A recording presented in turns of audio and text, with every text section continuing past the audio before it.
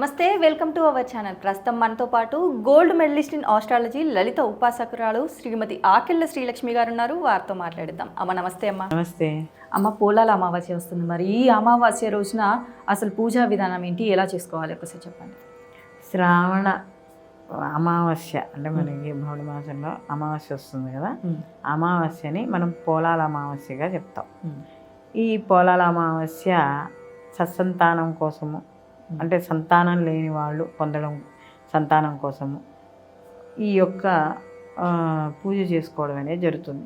సహజంగా సంతానంతో పాటుగా ప్రతి స్త్రీ కూడా సౌభాగ్యాన్ని కోరుకుంటుంది. కాబట్టి ఎవరైతే ఈ వ్రతాన్ని చేస్తారో, ఈ పొలాల అమావాస్య వ్రతాన్ని ఎవరైతే చేసుకుంటారో వాళ్ళకి సంతాన వృద్ధి, అలాగే సౌభాగ్యము ఇవన్నీ కూడా కలుగుతాయి. సౌభాగ్యము అంటే ఓన్లీ పసుపు కుంకాలతో పాటు మనకి ధనము, ఆరోగ్యము ఇవన్నీ కూడా వస్తాయి. సౌభాగ్యము అంటే శుభం అని అర్థం, మంగళప్రదము అనే అర్థం అనమాట.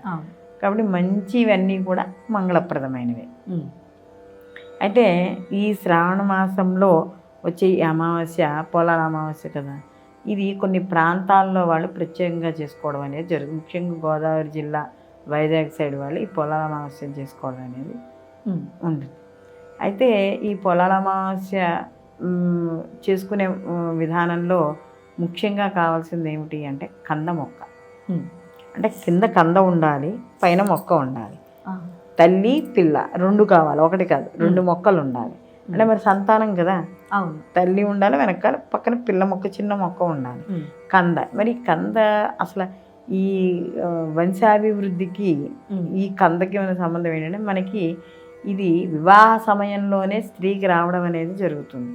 వివాహంలో వడికట్టు కింద మనకి బియ్యం పోస్తారు. ఆ బియ్యం పోసేటప్పుడు ఏం చేస్తారంటే ఈ కంద పిలకు కూడా వేస్తారు. ఇంటికి రాగానే అత్తగారు ఏం చేయాలంటే ఈ కొత్తగా పెళ్లి కూతురు వడి బియ్యంతో వచ్చిన పిల్లకి ఈ మొక్క తీసుకెళ్ళి ఎక్కడో కుండీలోనో లేకపోతే ఎక్కడో చోట పాతాలి. పాతిన 2-3 నెలలకి, అంటే చూడండి, అంటే మామూలు జనరల్గా మాఘమాసంలో ముహూర్తాలు అంటాం. అవును, ఇప్పుడు మాఘమాసంలో వివాహం అయిందనుకోమ్మా, మాఘం, పాల్గొనం, చైత్రం, వైశాఖం, జ్యేష్ఠ, ఆషాఢం, శ్రావణం వచ్చేటప్పటికి ఆ లోపల నుంచి మొక్క పెద్దదయ్యి పిల్లవేర్లు తల్లివేర్లతో సహా వచ్చేస్తుంది. అంటే శ్రావణ మాసం పొలాల మాసం వచ్చేటప్పటికి ఇక అది పాకి పిల్లలతో సహా తల్లి మొక్క వస్తుంది. అప్పుడు దాన్ని తవ్వి పెట్టుకోండి. అంటే వంశాభివృద్ధి నీకు ఇక్కడ కంద మొక్కలోనే కనబడుతుంది. వేళ్లతో పాకుతుంది కదా, వేళ్ళు పాకడం అంటే ఏంటి చూడు, మనకి వంశవృక్షాన్ని వేస్తాం. వంశవృక్షాన్ని వేసేటప్పుడు ఇళ్ళ వేళ్ళు వచ్చి ఈ తాళ్ళు వచ్చి వంశానికి మన మర్రి చెట్టుకి తాళ్ళు వచ్చినట్టుగా ఎలా వేస్తాం వంశవృక్షం అన్నప్పుడు, అంటే అది వేళ్ళు ఎలా పాకుతుందో వంశం కూడా అలాగే పాకుతుంది అని దీని యొక్క ఆంతర్యం. అందుకనే పూజా విధానంలో మొదట కావాల్సింది కంద మొక్క. తర్వాత మనకి ఈ పూజకు కావాల్సిన మామూలుగా అన్ని సామాగ్రిలు తెచ్చుకోవడం మామూలుగా మనకి. అలాగే ఒక పీటకు పసుపు రాసి బుట్టు పెట్టుకుని రంగవల్లిలు దిద్దుకుని దాని మీద ఈ యొక్క కంద మొక్కను పెట్టుకోవడం.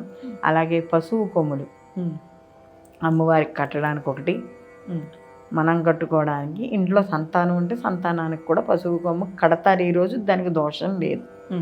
ఆడపిల్లలు ఉన్నా కూడా పశువు కొమ్ము కట్టేస్తే పెళ్ళైపోయిందేమో, ఏమీ కాదు, పశువు కొమ్ము కట్టుకోవచ్చు, దోషం ఏమీ లేదు.